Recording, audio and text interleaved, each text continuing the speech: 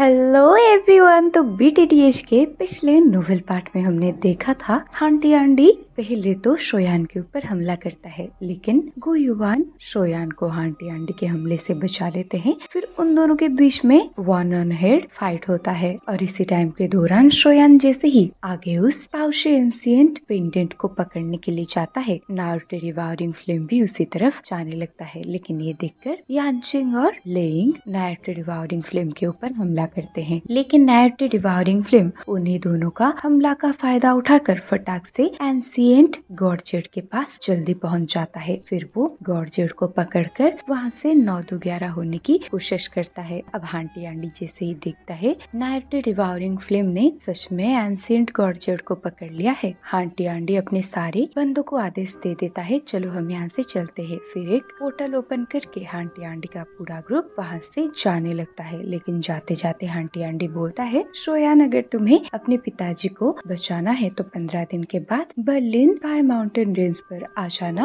वो भी अपने एंशिएंट गॉडजेट को पकड़ के। ये सुनकर शोयान समझ जाता है कि ताओशी एंशिएंट गॉडजेट के बदले हांटी आंडी उसके पिताजी साओजान को एक्सचेंज करना चाहता है। फिर जैसे ही हांटी आंडी का पूरा ग्रुप वहाँ से गायब होता है, गुयुवान अपने सारे बंदों को लेकर एक लार्ज हॉल में कुछ प्लानिंग प्लॉटिंग करने लगते हैं। लेकिन इसी टाइम पर शोयान कहता है, अंकल गुयुवान, मैं दोबारा से एंशिएंट टूब में जाकर मेरे एंसेस्टर शाओयुआन से मिलना चाहता हूँ। ये सुनकर पहले तो गुयुवान सरप्राइज होते हैं, लेकिन बाद में वो शोयान की हाँ में राजीनामा भरते हैं। तो गाइस, यहीं से स्टार्टिंग होती है आज का नोवेल एक्सप्लेनेशन पार्ट। अब हमें सीन दिखाया जाता है गुक्लान के डीप माउंटेन का, और वहाँ पर बहुत सारे फिगर खड़े हुए होते हैं। इसी टाइम पर गुयुवान कहते हैं, शोयान, ये हेवनली टूम हर 20 साल में एक बार ओपन होता है, तो अगर हम टाइम को देखें तो फिर इसे दोबारा खुलने में और 10 साल बाकी हैं। लेकिन तुम्हें हेवनली टूम में एंटर करवाने के लिए मैं फोर्सफुली एक स्पेशल क्रैक अपियर करवा रहा हूँ। लेकिन तुम्हें याद रखना होगा, तुम्हें हेवनली टूम के अंदर 1 साल से ज्यादा रह नहीं सकते, वरना ये हेवनली टूम खुद से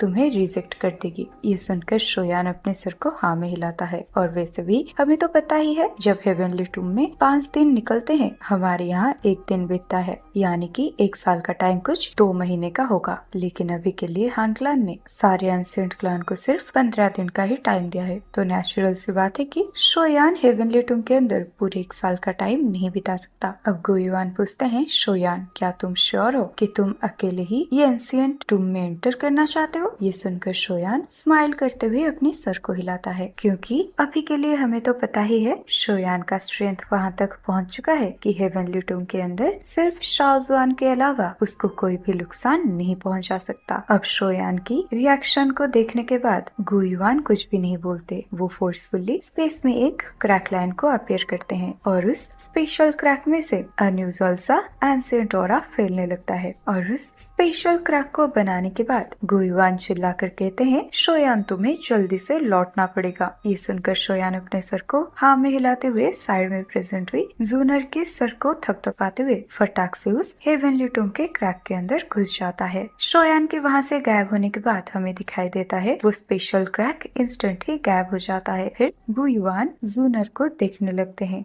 और वो हंसते हुए कहते हैं, रिलैक्स बेटा, उसके साथ कुछ भी नहीं होगा। अब सीन चेंज कराता है हेवनली टूम का, और अभी के लिए हेवनली टूम के अंदर चारों तरफ मिस्टीरियस फॉग फैला हुआ था, और इसी धुएं से भरे माहौल में अकेलेपन और शांति के अलावा कुछ और नहीं होता। तभी चारों तरफ फैले हुए इस धुएं का स्पेस एकदम से डिस्ट्रॉय हो जाता है, और खाली हवा में शोयान बाहर आता है। अब शोयान इस जगह को दोबारा देखकर मन ही मन सोचता है, जब मैं पहली बार इस जगह पर आया था तब मेरा स्ट्रेंथ दाओजुन की 2nd लेवल पर थी, लेकिन अब मैं इस डाउ के कॉन्टिनेंट का टॉप एक्सपर्ट बन चुका हूँ। अब इस जगह को थोड़े बहुत टाइम तक देखने के बाद शोयान अपने बोन विंग्स को फटकारते हुए हेवनली टूम के डीपेस्ट पार्ट पर चला जाता है, और पहले जो हेवनली टूम का तूफान उसके आंखों में बहुत बड़ा खतरा था, अब वो शोयान के लिए बहुत छोटी चीज होती है। और हमें तो पता ही है, हेवनली टूम के अंदर अनगिनत एनर्जी बॉडीज होती हैं, और इसमें पावरफुल एग्जिस्टेंस की कमी नहीं होती है। लेकिन वो एनर्जी बॉडी जैसे ही आसमान में उड़ रहे शोयान के पावरफुल प्रेशर को फैलते हुए सेंस करते हैं, ये सारे एनर्जी बॉडी साइड हो जाते हैं, क्योंकि शोयान के स्ट्रेंथ के सामने उसको रोकने की हिम्मत किसी की भी नहीं होती। और अभी के लिए कोई शोयान का रास्ता नहीं नहीं रुक रहा था। इसी चीज की वजह से सोयान काफी स्पीडली हेवनली टूम के डीपेस्ट रीजन पर 1 घंटे में पहुंच जाता है। और मैं आप सबको याद दिला दूं, जब पहली बार सोयान इस जगह पर आया था,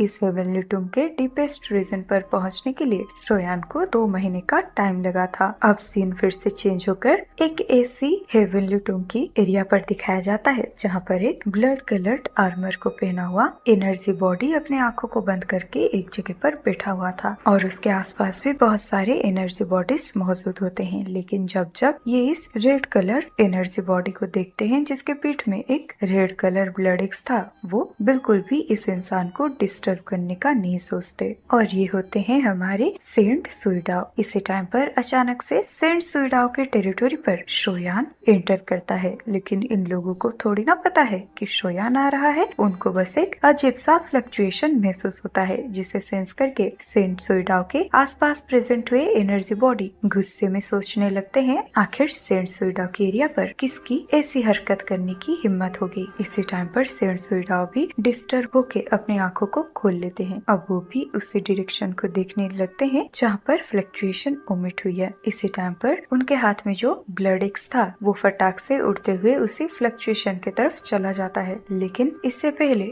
आसपास प्रेजेंट हुए एनर्जी बॉडी कुछ बोल पाते सब देखते हैं। वो ब्लड एक्स जैसे ही आगे गया था उसी तरीके से पीछे आ जाता है और हमें एक क्लैंग का साउंड सुनाई देता है। और अपनी एक्स को इस तरीके से पीछे उड़कर आते हुए देख सेंट सुइडाओ बहुत ही ज्यादा सरप्राइज हो जाते हैं। लेकिन इसी टाइम पर सेंट सुइडाओ सुनता है कि कोई हंसते हुए कहता है, सेंट सुइडाओ हमें मिले हुए कई साल हो चुके हैं, लेकिन तुम अभी भी मेरा अच्छे से वेलकम नहीं कर रहे हो। उसके बाद सेंट सुइडाओ देखता है इंस्टेंटली एक फिगर खाली हवा में चलते हुए उसके सामने प्रेजेंट हुआ है। अब इस जाने पहचाने चेहरे को देखकर सेंट सुइडाओ सरप्राइज हो जाते हैं। इसी टाइम पर आसपास के एनर्जी बॉडी चिल्लाकर कहते हैं, अरे ये तो एक इंसान है, इसकी फ्रेश खून बहुत ही ज्यादा डिलीशियस होगा। इनफैक्ट कुछ हिम्मत वाले एनर्जी बॉडी तो अपने पाव को आगे बढ़ा देते हैं। लेकिन इधर जैसे ही सेंट सुइडाओ इस नौजवान को देखकर शोयान को पहचान लेते हैं, उनका मुंह खुला का खुला रह जाता है। वो बहुत ही ज्यादा सरप्राइज होकर कहते हैं, तुम साओ क्लान के वो नौजवान हो ना? और उस टाइम पर तुम सिर्फ दाओ ज़ून का वॉरियर थे, लेकिन अब तुम दाओ शिंग का वॉरियर बन चुके हो। अब ये फील करके सेंट सुइडाओ समझ जाते हैं शोयान का स्ट्रेंथ उनसे काफी आगे जा चुका है। इसी टाइम पर सेंट सुइडाओ फटाक से डांटते हुए शोयान के आसपास जा रहे एनर्जी बॉडी को कहते हैं, गेट लॉस्ट। ये शाओ क्लान के यंग मास्टर हैं, तो क्या तुम्हें उन्हें छू सकते हो? उसके बाद वो अपने हाथ को जैसे ही वेव करते हैं, वो सारे एनर्जी बॉडीज उड़ते हुए दूर चले जाते हैं। अब सेंट सुइडाओ पूरे पोलाइट तरीके से बोलते हैं, मुझे लगता है ब्रदर शोयान आप यहाँ पर एल्डर शाओ ज़ुआन को ढूंढने आए होंगे, राइट? कोई बात नहीं। मुझे लगता है ये एनर्जी बॉडीज आपके लिए थोड़ा सा परेशानी खड़ी कर सकते हैं, तो मैं चाहता हूँ मैं आपको रास्ता दिखाऊं। ये सुनकर शोयान स्माइल करता है, क्योंकि शोयान को हेवनली टूम के डीप रीजन में से कई सारे पावरफुल ऑरा सेंस हो रहे थे। और हालांकि अभी के लिए शोयान को इनसे डर नहीं होता, लेकिन ये फालतू में ही शोयान का टाइम वेस्ट करेंगे। तो सेंट सुइडाओ की ऐसी बात को सुनकर वो कहता है, अच्छा तो अगर ऐसी बात है मैं आपको थोड़ा सा परेशान करना चाहता हूँ। ये सुनकर सेंट सुइडाओ हंसकर कहते हैं, ये तो बस छोटी सी बात है, आखिरकार तुम शाओ ज़ुआन के डिसेंडेंट हो, तो इस हेवनली टूम में जो भी तुम्हारे ऊपर हमला करेगा वो बस अपनी मौत को बुलावा देगा। ये बोलते ही वो हेवनली टूम के डीपेस्ट रीजन पर जाने लगते हैं और शोयान उन्हें फॉलो करने लगता है। अब आगे बढ़ते बढ़ते शोयान को बहुत सारे पावरफुल ब्यांशिंग लेवल के एनर्जी बॉडीज जब घेरते हैं। सेंट सुइडाओ चिल्ला कर कहते हैं, यहाँ से चले जाओ, ये ग्रेट शाओ ज़ुआन के डिसेंडेंट है। अब इस बात को सुनकर वो सारी पावरफुल एनर्जी बॉडीज शोयान से दूर भागने लगते हैं। और हमें तो पता ही है ये एनर्जी बॉडीज को यहाँ पर रहते हुए काफी साल हो चुके हैं, जिसके वजह से इन्हें सही से पता है इस हेवनली टूम का ओवरलॉर्ड कौन है। अब इधर सेंट सुइडाओ शाओ ज़ुआन के टूम के 10,000 किलोमीटर पर पहुंचने के बाद उसका और आगे बढ़ने का हिम्मत नहीं होता। वो एक बार टूम की तरफ ग्रीट करते हुए कहता है, ब्रदर अब मैं यहाँ से जाना चाहूंगा। अब अपने एंसेस्टर की ऐसी रेपुटेशन को हेवनली टूम में महसूस करने के बाद शोयान मन ही मन सोचता है, एंसेस्टर जो जिंदा होने के टाइम पर इतना ज्यादा पावरफुल थे और अब मरने के बाद हेवनली टूम में भी उनका का भौकाल है और हेवनली टूम को वो कंट्रोल करते हैं। तो शायद यही रीजन था जब मैंने शाओजुआन का नाम लिया तब गुयुआन जैसे एक्सपर्ट के फेस में भी एक अजीब सा कॉम्प्लिकेटेड एक्सप्रेशन आ गया था। अब शोयान शाओजुआन के टूम के अंदर जाकर शाओजुआन को ग्रीट करते हुए कहता है, ग्रेट एंसेस्टर शाओजुआन, मैं आपका डिसेंडेंट शोयान हूँ। अब शोयान को घुटने में देखकर शाओजुआन हंसते हुए कहते हैं, ठीक है बेटा, अब तुम खड़े हो जाओ। अब शाओजुआन जैसे ही शोयान को देखते हैं उनको पता लग जाता है शोयान अभी के लिए इंटरमीडिएट 6 स्टार दाओशेंग का वॉरियर है और उसका सोल परफेक्टली हेवनली स्टेट में पहुंच चुका है, साथ ही साथ प्यूरिफाइंग डेमोनिक लोटस फ्लेम के साथ और बहुत सारी हेवनली फ्लेम भी शोयान के पास है। तो शाओजुआन काफी ज्यादा प्राउड फील करते हुए कहते हैं, लड़के बहुत अच्छे। और गाइस मैं आप सबको बता दूं, शाओजुआन ने इससे पहले कभी भी शाओ क्लान के कोई भी मेंबर का इतना ज्यादा तारीफ नहीं किया था। अब इधर ये सारी तारीफ सुनकर शोयान स्माइल करते हुए शाओजुआन को देखने लगता है और शोयान जब जब अपने एंसेस्टर शाओजुआन के पास आता था वो खुद को काफी ज्यादा सेफ फील करता था। इसी टाइम पर शाओजुआन फटाक से शोयान को कहते हैं, बेटा पिछले 10 सालों में क्या क्या हुआ है मुझे जल्दी से बताओ। ये सुनकर शोयान हाँ में अपने सर को हिलाकर अपना याददाश्त मजबूत करके इस 10 साल में उसके साथ जो भी हुआ वो सब बताने लगता है। अब जब शाओजुआन शोयान के रूह को खफा देने वाले इवेंट के बारे में सुनते हैं वो एक स्माइल करते हुए शोयान को और भी अच्छे से और गौर से सुनने लगते हैं। अब एंड में शोयान कहता है, अभी के लिए हान क्लान काफी ज्यादा पावरफुल हो चुका है, तो यहाँ पर इस हेवनली टूम में मैं आपको रेस्क्यू करने के लिए आया हूँ, क्योंकि अगर आप फाइट को ज्वाइन कर सकते हो तो फिर हान क्लान हमारा कुछ भी नहीं बिगाड़ पाएगा। अब इस रिवाइव वर्ड को सुनकर एंसेस्टर शाओजुआन हंसते हुए कहते हैं, इस टाइम पर मैं सिर्फ एक सोल फ्रेगमेंट हूँ और अगर एक सर्टन पॉइंट ऑफ व्यू से देखा जाए तो मुझे सोल फ्रेगमेंट भी नहीं कहा जा सकता। और अगर ये हेवनली टूम का ये स्पेशल और यूनिक एनवायरमेंट नहीं होता तो मैं बहुत सालों पहले इस दुनिया से पूरे तरीके से डिसअपियर हो चुका होता। और जहाँ तक बात रही रिवाइव होने की, मुझे लगता है ऐसा पॉसिबल नहीं है। और इधर हालांकि शोयान ये सुनने के लिए तैयार था और खुद को मेंटली प्रिपेयर करके आया था, लेकिन शाओजुआन जैसे ही उसके सोच पर मोहर लगा देते हैं वो बहुत ही ज्यादा डिसअपॉइंट हो जाता है, क्योंकि शोयान को सही से पता था अभी के लिए शाओजुआन का स्ट्रेंथ हांटी आंडी के बराबर है। तो अगर अभी के लिए शाओजुआन बैटल को ज्वाइन कर पाते तो शोयान के लिए हांटी आंडी को हराना इजी हो जाता। अब इस चीज को सुनकर शोयान दोबारा से मायूस फेस को दिखाते हुए कहता है, एंसेस्टर क्या ये सच में मुमकिन नहीं है? ये सुनकर शाओजुआन एकदम ओपन माइंडेड तरीके से कहते हैं, एटलीस्ट अगर मेरा रिवाइव होने का कोई मेथड है तो फिर मुझे इस चीज के बारे में नहीं पता। शायद एक लेजेंडरी इलाइट दाऊदी ही मुझे यहाँ से बचा सकता है। अब ये दाऊदी टाइटल को सुनकर शोयान के सारे सपने पर पानी बिखर जाते हैं, क्योंकि आखिर वो दाऊदी एक्सपर्ट को कहाँ से लाएगा, और अगर उसके पास दाऊदी एक्सपर्ट होता तो वो यहाँ पर क्यों आता, और अगर कोई दाऊदी एक्सपर्ट होता तो हान क्लान इतना गंदा बिहेव नहीं करता। इसी टाइम पर शाओजुआन कहते हैं, मेरे जैसा इंसान जो पहले से ही मर चुका है तुम उसके ऊपर फालतू के टाइम बर्बाद मत करो, और वैसे भी तुम बिना ब्लड लाइन के स्ट्रेंथ पर रिलाई करते हुए यहाँ तक पहुँच पाए हो। और अगर मैं ईमानदारी से बोलूं, मैं तुम्हारी ये ग्रोथ से काफी ज्यादा खुश हूँ। और वैसे भी हमारे शाओ क्लैन के मेंबर्स थोड़ा ज्यादा ही एक्स्ट्रा ऑर्डिनरी होते हैं। और उधर हान क्लैन के पास टनलिंग क्लैन की एबिलिटी है, लेकिन इसके बारे में मैंने भी कभी एक्सपेक्ट नहीं किया था। लेकिन अनएक्सपेक्टेडली वो 9th डिवाउरिंग फ्लेम अब तक इस तरीके से खुद को छुपाकर खुद को 9th लेवल का दाओशेंग वॉरियर बना पाया है। लेकिन अगर सच में ऐसा है तो फिर जो एंसेंट क्लैन डिक्लाइन होने के बाद अचानक से डिसअपियर हो गए हैं उसका हमें जवाब मिल चुका है। और अब वो आगे कहते हैं, अभी के लिए तुमने हान क्लैन का जैसा स्ट्रेंथ बताया है, मुझे लगता है गु क्लैन भी उससे डील नहीं कर पाएगा। और हान क्लैन ने ताओशी एंसेंट गॉडचर के 7 हिस्सों को इकट्ठा कर लिया है और आखिरी पीस तुम्हारे पास है, और इस पीस का इस्तेमाल करके तुम अपने पिताजी को रेस्क्यू करोगे। तो अगर ऐसी बात है तो हान क्लैन सफलतापूर्वक 8 एंशिएंट जेड पीस को हासिल कर लेगा। फिर हान क्लैन के लिए ताओशी एंशिएंट गॉड मेंशन को तोड़ना बिल्कुल भी मुश्किल नहीं होगा। अब ये सारी बातों को सुनकर शोयान बाहर से कूद कर बोलता है, एंसेस्टर क्या आपको पता है उस ताओशी एंशिएंट गॉड मेंशन के अंदर क्या है? क्या वहाँ पर एक ऐसा मेथड है जिससे दाऊदी क्लास में एडवांस एडवांस हो सकता है। ये सुनकर शाहजहान बड़बड़ाते हुए कहते हैं, मेरी पूरी जिंदगी इस दाऊदी लेवल पर पहुंचने के लिए भागता भागता गया है। तो अगर हम अभी के टाइम को देखें, पिछले 10,000 सालों से इस टाउ के कॉन्टिनेंट में कोई भी दाऊदी ने जन्म नहीं लिया और इसका किसी को रीजन भी नहीं पता। हालांकि एंशिएंट टाइम में एक दाऊदी को सबसे अल्टीमेट लेवल का एक्सपर्ट माना जाता था, लेकिन तब भी एंशिएंट टाइम में ही वो एग्जिस्ट करते थे। और अगर हम अभी की बात करें तो फिर ये दाऊदी लेवल सिर्फ एंशिएंट बुक में ही लेजेंड होकर मौजूद है और एंशिएंट टाइम में जो हुआ था उसकी पूरी सच्चाई को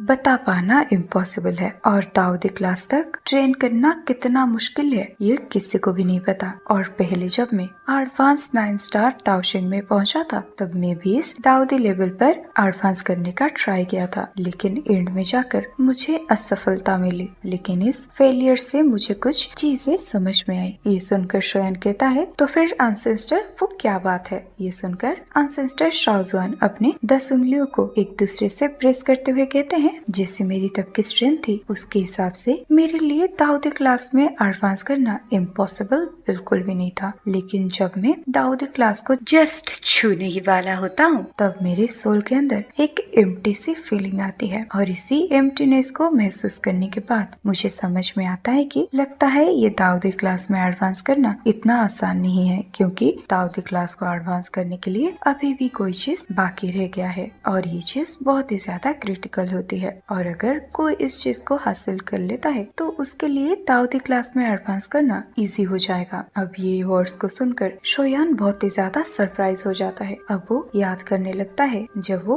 9 सेरेन डीप ग्राउंड पाइथन ट्राइब के अंदर उस स्टोन स्टैचू के अंदर गया था, जिसके अंदर डीमन सेंट हुआन थे। उन्होंने भी यही कहा था कि इस टाउ के कॉन्टिनेंट में लगता है कुछ मिसिंग है। और तो और ये सेम चीज एंसेस्टर शाहजहान ने भी बोला है, जिसकी वजह से अब शोयान कहता है आखिर कौन सी चीज की कमी है। अब शाहजहान एक सीरियस आवाज में कहते हैं, शायद ये लैकिंग चीज कोई आइटम हो सकता है, लेकिन मुझे ऐसा लगता है ये एक तरीके की मिस्टीरियस एनर्जी है। शायद ये एनर्जी एंशिएंट टाइम में मौजूद होता था, लेकिन अभी के लिए ये चीज पूरे तरीके से गायब हो चुकी है। ऐसा भी हो सकता है अभी के लिए इस कॉन्टिनेंट में उसका कोई नामो निशान ना हो, और शायद इस क्रिटिकल एनर्जी को बोलते हैं एसेंस डिकी। अब शोयान बड़बड़ाते हुए कहता है, एसेंस डिकी। इसी टाइम पर शोयान दोबारा से कहता है, एंसेस्टर क्या आपका मतलब ये है कि एंशिएंट एरा में जो लोग दाऊदी में एडवांस कर पाते थे उनके पास एसेंस डिकी थी और अभी के लिए ये चीज इस दुनिया से गायब हो चुकी है, और इसी एसेंस डिकी के वजह से ही आज के दाऊ के कॉन्टिनेंट में कोई भी दाऊदी लेवल पर ब्रेक थ्रू नहीं हो पा रहा है। ये सुनकर एसेंस्टर शाहजहान कहते हैं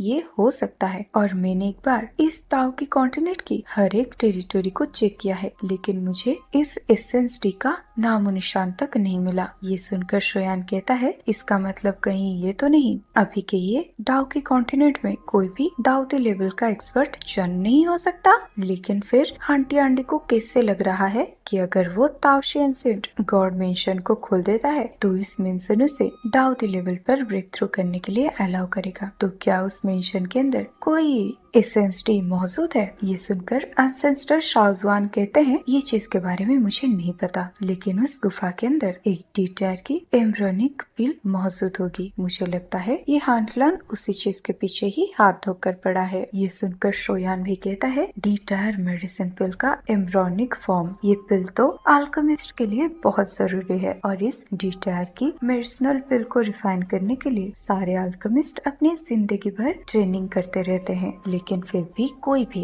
एंशिएंट टाइम से इस डी-टायर की मेडिसिनल पिल को फॉर्म नहीं कर पाया है। अब शाहजहान कहते हैं, एक डी-टायर की मेडिसिनल पिल को रिफाइन करने के लिए उस एसेंस डी की जरूरत होती है, क्योंकि उसके बिना रिगार्डलेस अल्केमिस्ट चाहे कितना भी स्किल्ड हो, लेकिन इस पिल को रिफाइन करने के लिए उसके पास नेसेसरी इंग्रेडिएंट नहीं होंगे। तो अगर मैं सही गेस कर रहा हूँ, जो डी-टायर की मेडिसिनल पिल उस ताओशी एंशिएंट गॉर्चेट मेंशन के अंदर है, वो इस दुनिया का आखिरी डिटायर की मेडिसिनल पिल होगी और जब तक आंटी आंडी इसको हासिल कर देगा उसके लिए पिल के अंदर की एसेंस डी को ऑब्जर्व करके उस दाऊदी क्लास में एडवांस करना पॉसिबल हो जाएगा, जिसको कि किसी ने भी पिछले 10,000 सालों से छुआ भी नहीं है। अब शोयान कहता है, एंसेस्टर क्या आपको ताओशी एंसिड गॉर्जेट की लोकेशन के बारे में कुछ पता है? क्योंकि गाइस अगर शोयान को इस मेंशन का लोकेशन मिल जाता है तो भले ही हान क्लान के पास सारे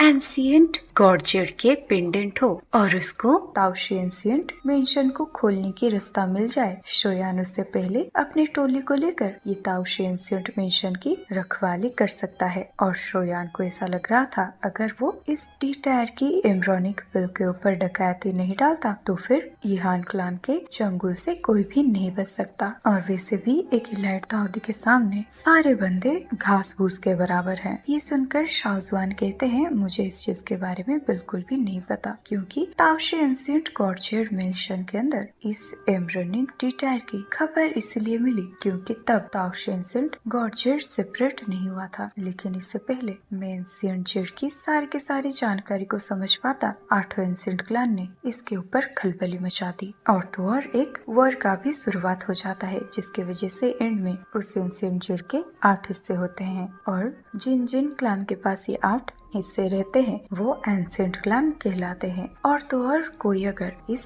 ताओशी एंशिएंट जेड मेंशन का सीक्रेट के बारे में पता लगाना चाहता है तो उसे इस मेंशन को पहले खोलना होगा और उससे पहले उसे ताओशी एंशिएंट गॉर्जेट के 8 पीसेस को इकट्ठा करना होगा, फिर तभी जाकर उसको इस मेंशन की लोकेशन मिलेगी और वो इसको खोल सकता है। अब ये सुनकर शोयान बहुत ही ज्यादा सीरियस हो जाता है और कुछ सोचने लगता है, लेकिन इसी टाइम पर एंसेस्टर शाहजवान हंसते हुए कहते हैं, तुम बस वो करो जो तुम्हारा दिल बताता है, क्योंकि हम शाओ क्लान के बंदे इस दुनिया को बचाने वाले मसीहा नहीं हैं और हमारी इसी हार्ड ट्रेनिंग का कारण ये होता है कि हम उन लोगों को प्रोटेक्ट कर सके जिन्हें हम प्रोटेक्ट करना चाहते हैं। ये सुनकर शोयान ग्रेट करते हुए रिस्पेक्टफुल आवाज में कहता है, एंसेस्टर मैं समझ गया। उसके बाद शाहजवान शोयान के कंधे को थपथपाने लगते हैं और कहते हैं, लड़के तुम मुझे काफी पसंद आए, बस अफसोस की बात है कि लड़के तेरा जन्म बहुत लेट हुआ है, नहीं तो इस टाइम पर आज हमारा शाओ क्लान का हालत ऐसा नहीं होता। ये सुनकर शोयान बस अपने सर को हिलाने लगता है क्योंकि ये सारी चीजें उसके कंट्रोल में नहीं है। इसी टाइम पर एंसेस्टर शाहजवान कहते हैं, लिटिल फैलो भले ही मैं तुम्हें खुद रिवाइव होकर तुम्हें हेल्प ना कर सकूं, लेकिन मैं तुम्हें कुछ अच्छा दे सकता हूँ। ये सुनकर शोयान सरप्राइज हो जाता है क्योंकि वो समझ नहीं पाता आखिर कौन सी चीज है जिसके चलते उसका हेल्प हो। इसी टाइम पर शाहजवान कहते हैं, इस हेवनली टूम में कोई येरे गेरे नत्थु केरे की कब्र नहीं बनाया जाता और यहाँ पर जो जो अनगिनत सोल फ्रैगमेंट्स है वो जब जिंदा हुआ करते थे तब वो ये दाव के कॉन्टिनेंट में पावरफुल इंडिविजुअल्स हुआ करते थे और जैसी तुम्हारी स्ट्रेंथ है मैं तुम्हें बहुत ज्यादा हेल्प नहीं कर सकता, लेकिन शायद सोल के मामले में मैं तुम्हें थोड़ा सा आगे बढ़ा सकूं। तो गाइस इसी के साथ ही यहीं पर खत्म होता है बैटल थ्रू द नोवेल का आज का नोवेल एक्सप्लेनेशन पार्ट। तो गाइस आज का नोवेल पार्ट आपको कैसा लगा वो मुझे कमेंट में जरूर बताना और वीडियो अगर पसंद आई है तो वीडियो को लाइक और चैनल को सब्सक्राइब जरूर करना और मुझे दुआ में याद रखना, खुद का केयर करना। चलो बाय, मिलते हैं नेक्स्ट वीडियो में।